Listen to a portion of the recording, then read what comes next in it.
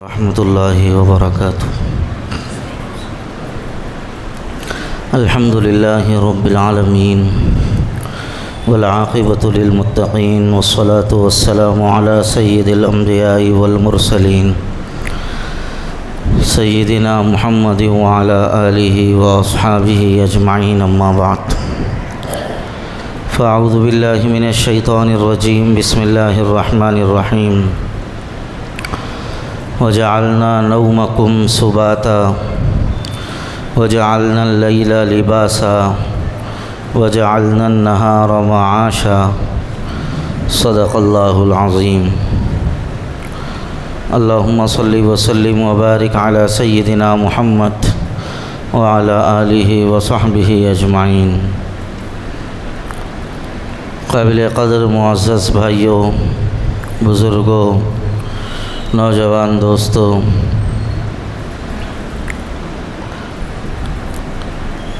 اللہ تبارک و تعالیٰ نے زندگی گزارنے کے تمام طریقے اپنے حبیب حضرت سیدنا محمد الرسول اللہ صلی اللہ علیہ وسلم کی زبان رسالت سے ہمارے سامنے بیان فرما دیے، اور حضور صلی اللہ علیہ وسلم نے اچھی زندگی گزارنے کے سارے راز اور سارے طریقے کھول کھول کر ملت مسلمہ کو بتا دیا ہے۔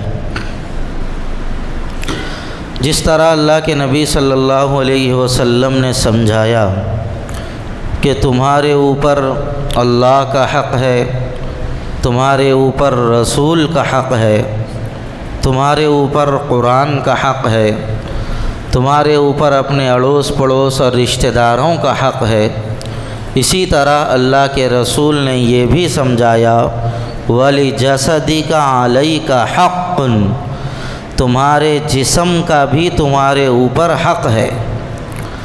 جسم کا حق ہونے کا مطلب یہ ہے کہ تم اپنے جسم کی حفاظت کرو، اپنے جسم کو اچھا رکھو، خراب ہونے سے بچاؤ، لاغر ہونے سے بچاؤ، کمزور ہونے سے بچاؤ۔ اسی لیے اسلام کے اندر خودکشی کو حرام قرار دیا گیا۔ اگر کوئی اپنی موت آپ مرنے کی کوشش کرتا ہے، اسلام نے اسے حرام قرار دیا، اس کی بڑی سخت سزا سنائی۔ کسی انسان کو معلوم ہے کہ میں یہ غذا کھاؤں گا یا یہ شربت پیوں گا تو میری طبیعت خراب ہو جائے گی، تو شریعت مطہرہ نے اس کو اس کے لیے حرام قرار دیا، اب وہ اس کے لیے جائز نہیں ہے۔ ایسا نہیں ہے کہ یہ میرا بدن ہے، میری مرضی ہے، میں جیسا چاہوں گا ویسا جیسا چاہوں گا اپنے بدن کو اسی طرح استعمال کر لوں گا، جائز نہیں ہے۔ یہ بدن امانت ہے اللہ تعالیٰ کی، اس کے اندر وہی غذا جائے گی جس کو اللہ نے حلال کیا ہے، اس کے اندر وہی غذا جائے گی جس کو رسول اللہ صلی اللہ علیہ وسلم نے جائز قرار دیا ہے۔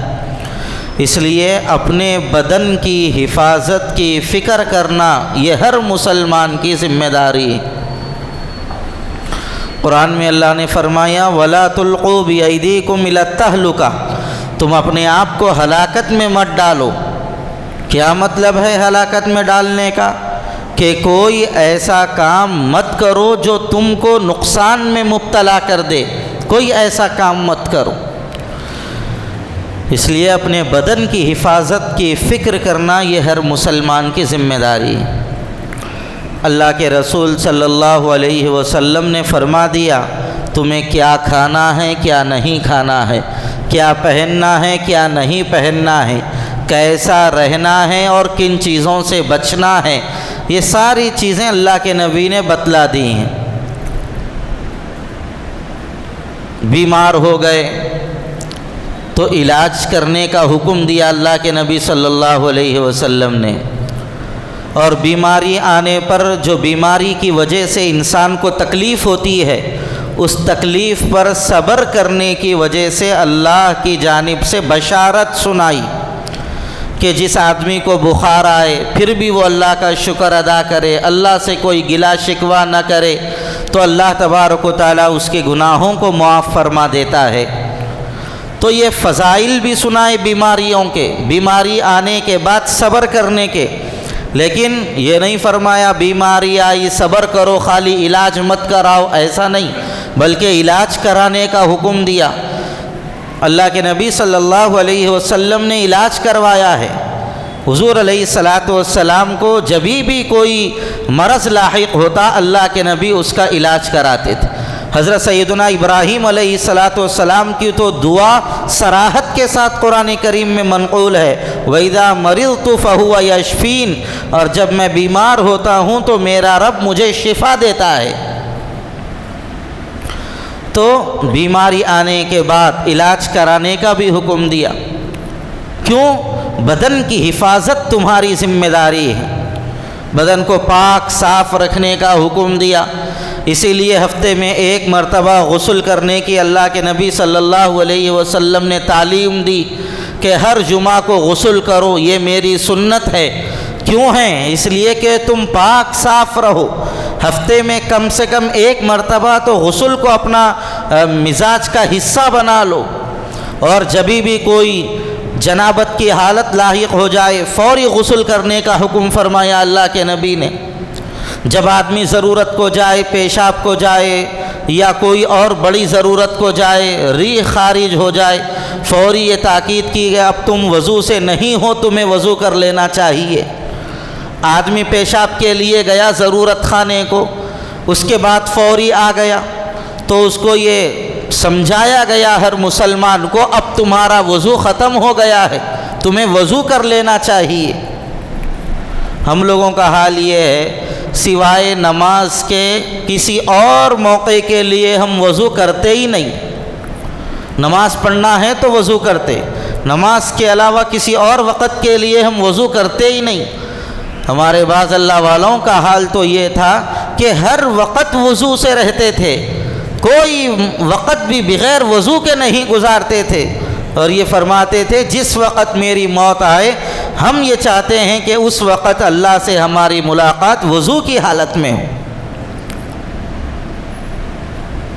ہم ضرورت کو چلے گئے، تعلیم ہے شریعت کی کہ پاکی حاصل کرو، پانی کا استعمال کرو، ڈھیلوں کا استعمال کرو، ضرورت سے فارغ ہو گئے وضو کر لو۔ کیوں؟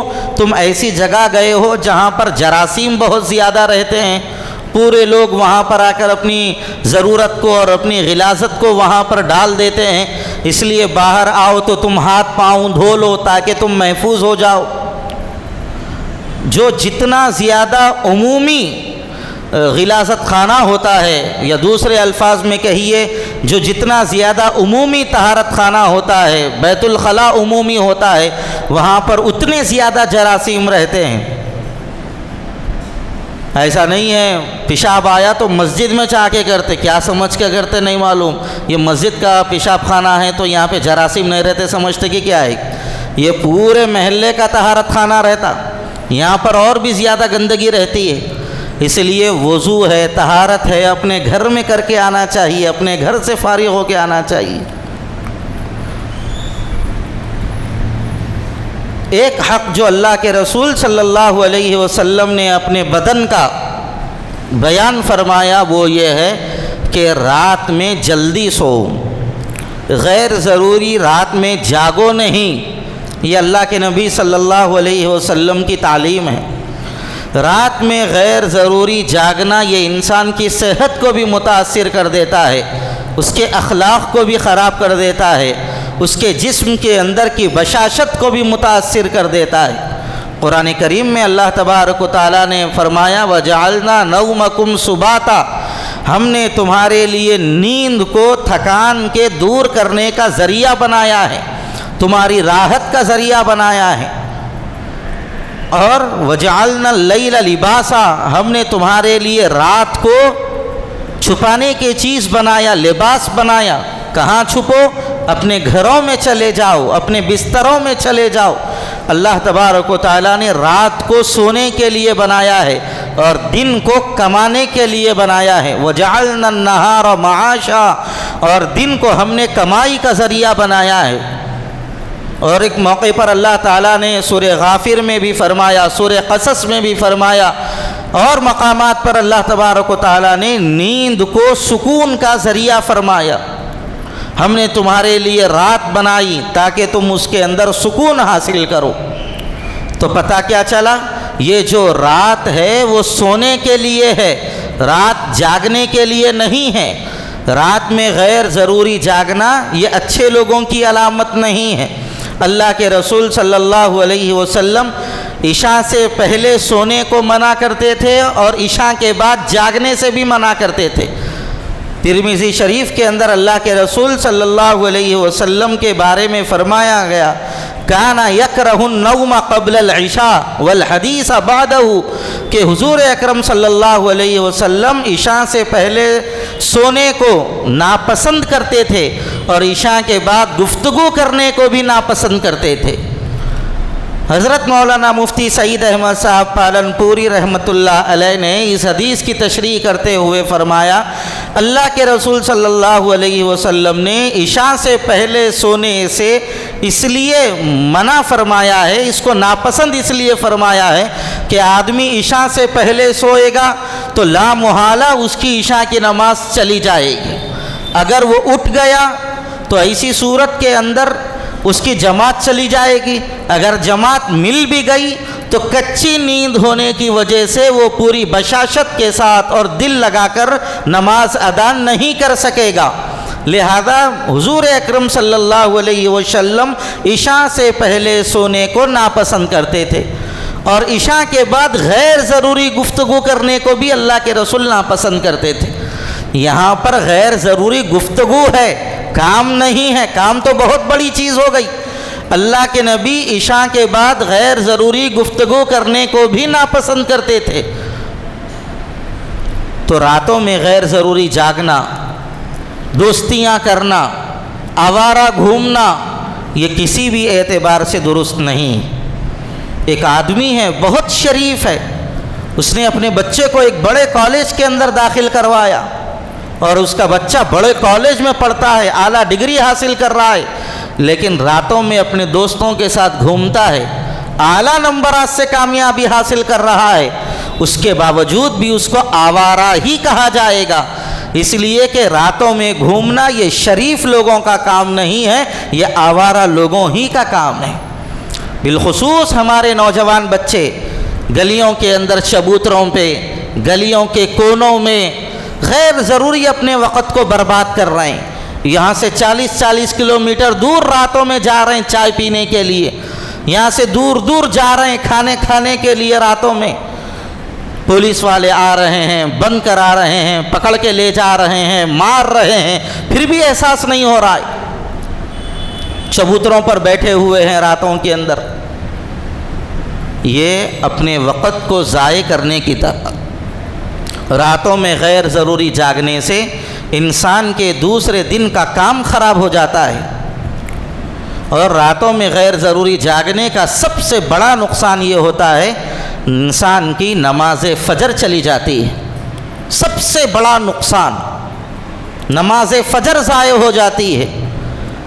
اور حدیث کے اندر ہے جو آدمی فجر کی نماز پڑھتا ہے اس کے ہاتھ میں اسلام کا جھنڈا ہوتا ہے، اور جو آدمی فجر کی نماز نہیں پڑھتا اس کے ہاتھ میں شیطان کا جھنڈا ہوتا ہے۔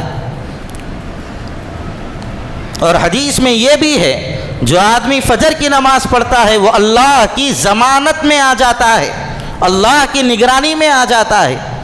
حجاج بن یوسف بڑا ظالم بادشاہ تھا، بہت بڑا ظالم بادشاہ تھا۔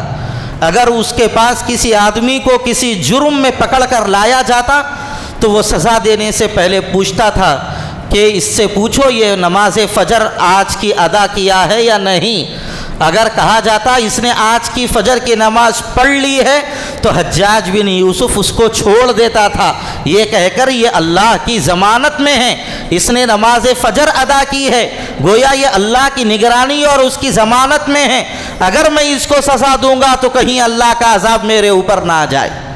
ظالم ہو کر بھی نماز فجر پڑھنے والوں سے اتنا ڈرتا تھا. کیوں؟ نماز فجر پڑھنے والا اللہ کی ضمانت میں آ جاتا ہے، اور جو نماز فجر نہیں پڑھتا اللہ کی کوئی ضمانت اس کے اوپر نہیں. اور یہ جو راتوں کی نیند ہے اس کے معاملے کو اللہ نے اپنے سپرد کر رکھا ہے، بندوں کے حوالے نہیں کیا اللہ تعالیٰ نے کہ تم آپسی رضامندی سے جب چاہے اس کو سونے کا وقت تم آپس میں طے کر لو. اللہ تعالیٰ نے ایسا نہیں فرمایا. جیسے روزی کمانے کے ذرائع کو اللہ تعالیٰ نے بندوں کے حال پہ چھوڑ دیا ہے. کوئی ڈرائیور ہے، کوئی انجینئر ہے، کوئی الیکٹریشین ہے صاحب، کوئی کارپینٹر ہے، کوئی میکانک ہے، کوئی ملازم ہے، کوئی تاجر ہے. جو آدمی اپنے اپنے اعتبار سے اپنی ذریعہ معاش کو چن لیتا ہے اور اسی کے مطابق زندگی گزار لیتا ہے، اس کو اختیار دیا ہے. لیکن نیند کے معاملے کو اللہ تعالیٰ نے اپنے پاس رکھا ہے. جیسے ہی رات ہوتی ہے، مغرب ہوتی ہے، اللہ تعالیٰ اندھیرا اندھیرا اندھیرا اندھیرا اندھیرا پیدا کر رہے ہیں، آپ کو ڈھال لو. یہ اللہ تبارک و تعالیٰ بندوں سے فرما رہے ہیں. اور اللہ کا یہ نظام ہے، رات ہوتے ہی خود بخود آدمی کے اوپر نیند طاری ہونا شروع ہو جاتی ہے. یہ اللہ کا نظام ہے. اور جو اپنے آپ کو بغیر سوئے کے جگاتا ہے وہ اللہ کے نظام کے ساتھ گویا گڑبڑ کر رہا ہے. نتیجہ یہ ہوتا ہے کہ جو آدمی رات میں دیر تک جاگتا ہے دوسرے دن کے اس کی ساری مصروفیات خراب ہو جاتی ہیں، پوری دن کی مصروفیات خراب. اور اللہ کے رسول صلی اللہ علیہ وسلم نے فرمایا میری امت کی برکت اللہ تعالیٰ نے صبح کے وقت میں رکھی ہے. امت کی برکت اللہ نے صبح کے وقت میں رکھی ہے. اس لیے فجر کی نماز کے فوری بعد یا فجر کی نماز سے پہلے جو کام ہوتے ہیں اس کے اندر اللہ بہت برکت عطا فرماتا ہے. رات میں جلدی سونا، صبح میں جلدی اٹھ جانا، نماز فجر ادا کرنا، پھر اس کے بعد اپنے کاروباروں میں لگ جانا، اپنے پڑھنے پڑھانے میں لگ جانا، اپنی مصروفیات زندگی میں مشغول ہو جانا، اس کے اندر اللہ برکتیں رکھا ہے. اگر کوئی آدمی پڑھنے میں لگے گا تو اس کے علم میں برکت ہوگی، اگر کوئی کاروبار کرے گا تو اس کے کاروبار میں برکت ہوگی، اگر کوئی ملازمت کرے گا فجر کے فوری بعد تو اس کی ملازمت میں برکت ہوگی.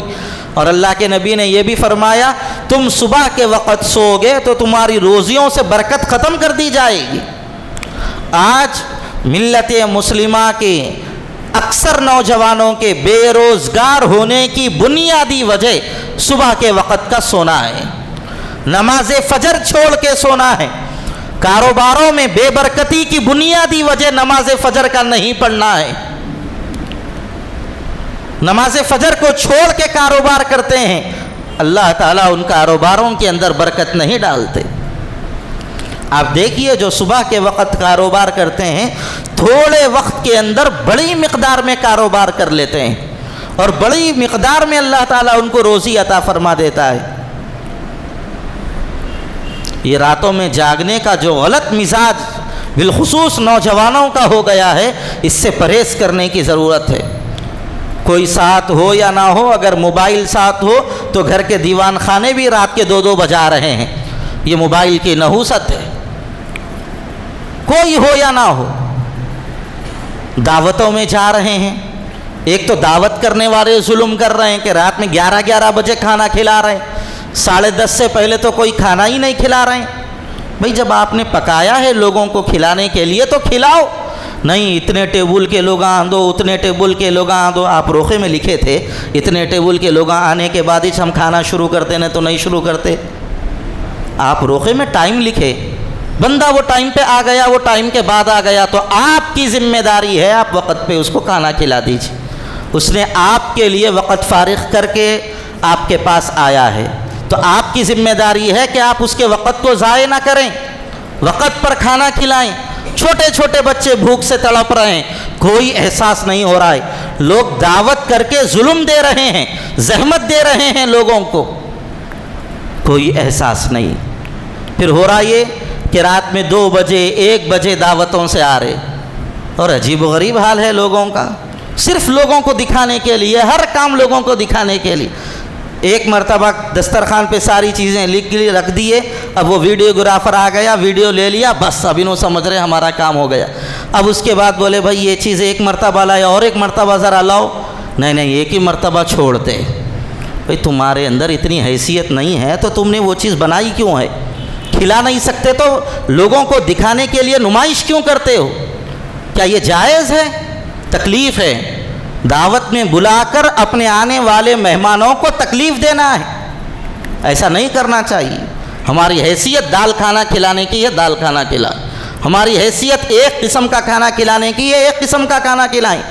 یہ غیر ضروری تماشا کرنے کے لیے، لوگوں کو دکھانے کے لیے ہزارہ ایسے سینکڑوں نمونے کے کھانے آپ نے رکھ لیے، 20 نمونے کے کھانے آپ نے رکھ لیے، اور ایک قسم کا کھانا بھی آپ پیٹ بھر کے لوگوں کو نہیں کھلا رہے ہیں۔ یہ دھوکہ ہے، یہ دکھاوا ہے، اللہ کو پسند نہیں ہے یہ چیزیں۔ وقتی طور پر آپ کی واہ واہ بھی نہیں ہوگی، آپ کو گالیاں دیں گے لوگ۔ لہذا ایسا کام اللہ کے لیے ہرگز مت کیجیے جو آپ کی رسوائی کا سبب بنے، ذریعہ بنے۔ راتوں میں 1 بجے 2 بجے دعوتوں سے آ رہے ہیں، دوسرے دن بچے اسکول کو جانے کے لیے ستا رہے ہیں، یا تو بچوں کو اسکول ہی نہیں بھیجاتے ہیں اور خود کاروبار پہ نہیں جاتے ہیں۔ جو آدمی رات میں جاگے گا لا محالہ دوسرے دن سوئے گا، جب دوسرے دن سوئے گا تو پھر اٹھے گا دیر سے، پھر رات میں نیند نہیں آئے گی، پھر رات میں جاگے گا، دوسرے دن اسی طرح سوئے گا، تو یہی سلسلہ چلتا رہے گا۔ اب تو عادت بنا لی ہے بعض نوجوانوں نے، کب اٹھنے کی؟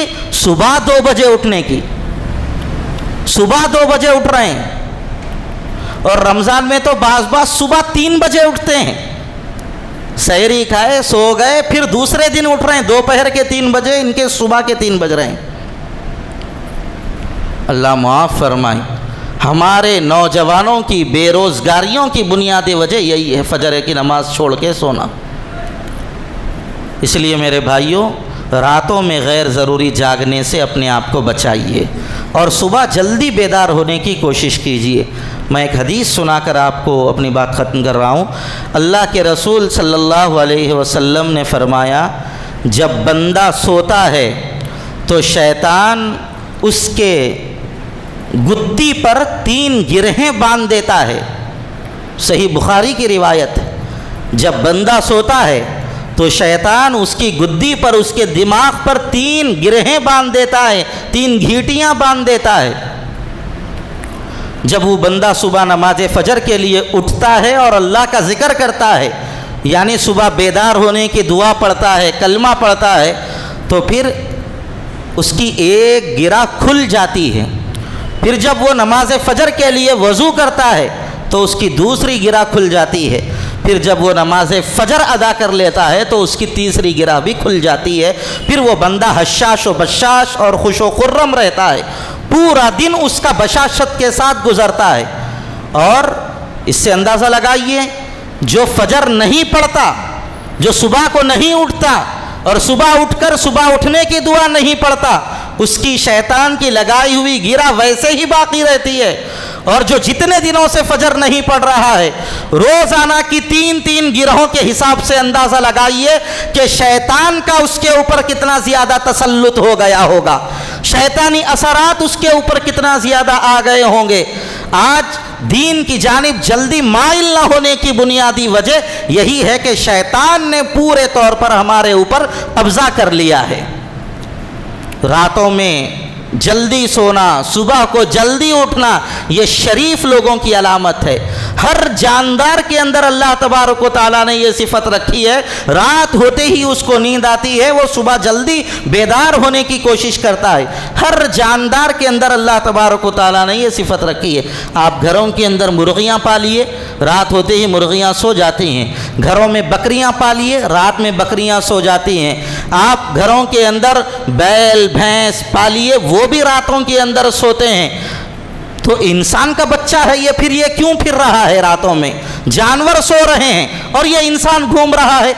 راتوں میں جانوروں میں بھی ایک ہی جانور آوارہ گھومتا ہے، وہ کتا ہے۔ وہ کتا ہے، پورے جانور سوتے ہیں، برے سے برا جانور بھی سوتا ہے۔ ایک کتا ہی ہے جو راتوں میں غیر ضروری جاگتا ہوا گھومتا پھرتا رہتا ہے۔ ہم تو اشرف المخلوقات ہیں، اللہ تعالیٰ نے ہمارے مرتبے کو بہت بلند کیا ہے، ہم کیوں غیر ضروری راتوں میں جاگ رہے ہیں؟ راتوں میں جاگنے سے آوارگی آتی ہے، راتوں میں جاگنے سے بشاشت کا خاتمہ ہوتا ہے۔ ڈاکٹروں نے تحقیق کر کے بتایا ہے کہ اگر کوئی آدمی روزانہ 15 سال تک راتوں میں ایسے ہی جاگتا رہے تو ایسی صورت کے اندر 15 سال ایسے ہی راتوں میں جاگنے کی اس کی عادت پڑ گئی تو کچھ سال گزرنے کے بعد اس کا ذہن و دماغ معوف ہو جاتا ہے، اس کی قوت فکر کمزور پڑ جاتی ہے، سوچنے سمجھنے کی صلاحیت کمزور پڑ جاتی ہے، پھر اس کا ذہن کام نہیں کرتا، وہ ایک محدود دائرے کے اندر رہ جاتا ہے۔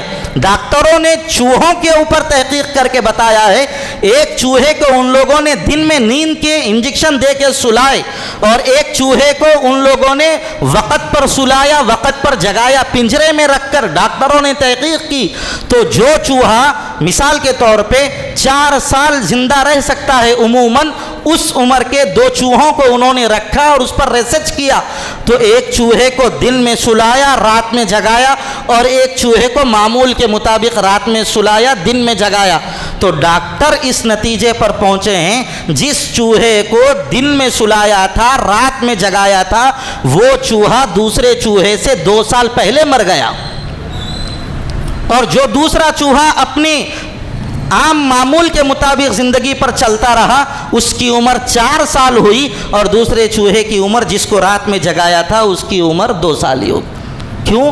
راتوں میں سونے سے اعضاء و جوارے صحیح طور پر کام نہیں کرتے، اور پھر اس کے بعد دن میں غیر ضروری سوتا ہے، دماغ منجمد ہو جاتا ہے، کام کرنے کی صلاحیت نہیں ہوتی، نتیجتاً وہ انسان لاغر اور کمزور ہو جاتا ہے، نتیجے میں بیماریوں کا اڈا بن جاتا ہے، اور بیماریوں کی کثرت کی وجہ سے موت کے قریب پہنچ جاتا ہے۔ یہ راتوں کا سونا جاگنا کوئی اچھی بات نہیں ہے، راتوں کا جاگنا اچھی بات نہیں ہے، بیماریوں کو دعوت دینے کے برابر ہے۔ اس لیے میرے بھائیوں، راتوں میں غیر ضروری مت جاگیے، راتوں میں اپنے وقت پر سوئیے، ہوٹلنگ کرنا، ادھر ادھر آوارہ پھرنا، پھر پولیس والوں کے ڈنڈے کھانا، یہ کوئی عقل مندی کی بات نہیں ہے۔ اللہ نے انسان بنایا ہے، اشرف المخلوق بنایا ہے، ایک صاحب تہذیب بنایا ہے، تو اسی کے مطابق اپنی زندگی گزارتے رہیں۔ اللہ صحیح علم و عمل کی اپنے کرم سے توفیق عطا فرمائے۔ وآخر دعوانا الحمدللہ رب العالمین۔